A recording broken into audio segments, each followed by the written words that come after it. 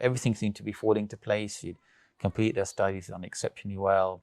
She's doing a master's. And that's the situation we were before our lives turned upside down, really.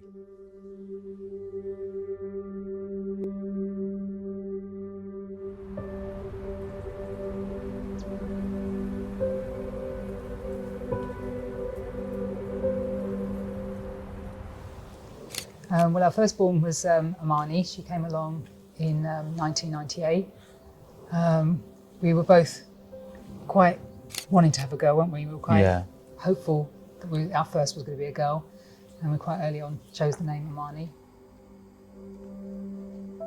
And she was just an absolute dream, wasn't she? She was like just full of character, always talking non-stop, always asking questions, always happy, singing all the time, just full of sort of bundle of joy, wasn't she? Yeah, definitely. Perfect first child, really. Yeah, that's right.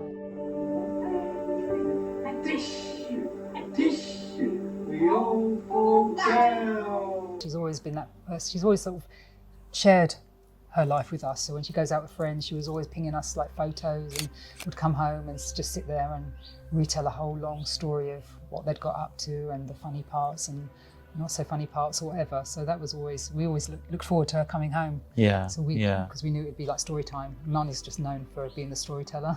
Yeah, she made us really proud when she got her first, in law in Leicester, where she stayed for University of Leicester, where she studied for 3 years.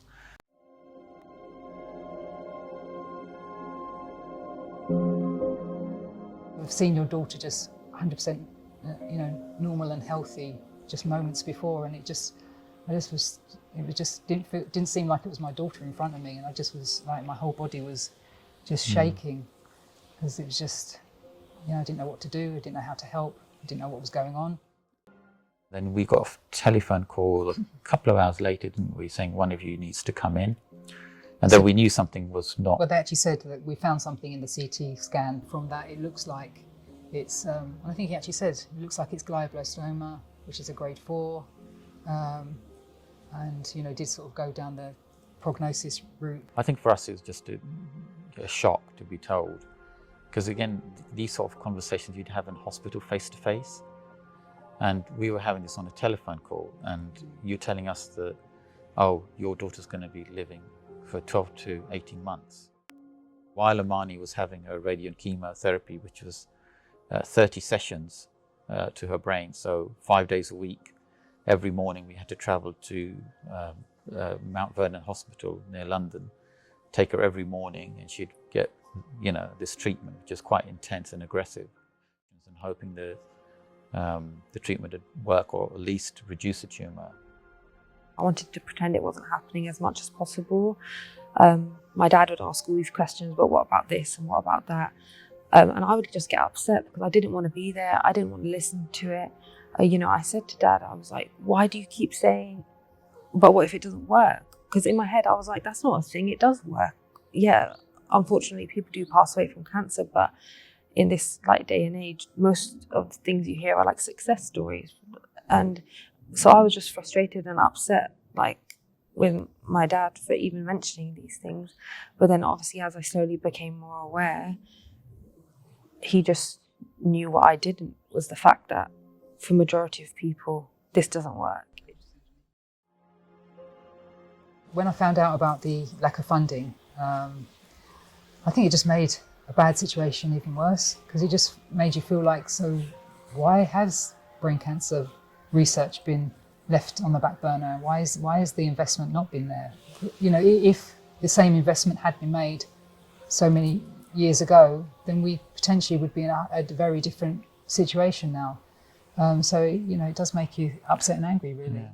It's not just destroyed her dreams, it destroyed our dreams and hopes for her.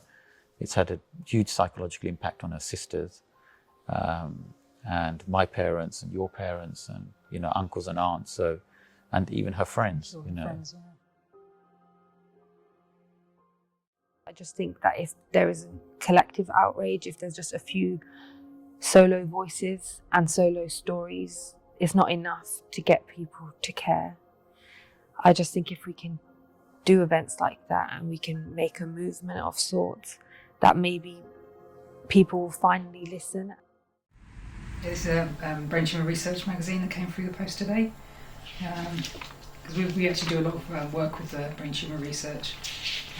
They're really good at sort of campaigning about the lack of funding and do a lot of work with that, and they raise funds for research. So Amani was involved in a media campaign that they did, so she was actually filmed for their advert. So it was a day's filming in London. We were just starting on this journey. We tend to share Amani's podcast or her Instagram, as well as giving the information that we've accumulated over time. And then people know what to expect. Something needs to be done, and I just think with awareness and using our platforms, then maybe it can be the start. And if I can be involved, and if something positive can come out of this, whatever happens, then at least I'm leaving something good behind. And that's what I want to do, or try to anyway.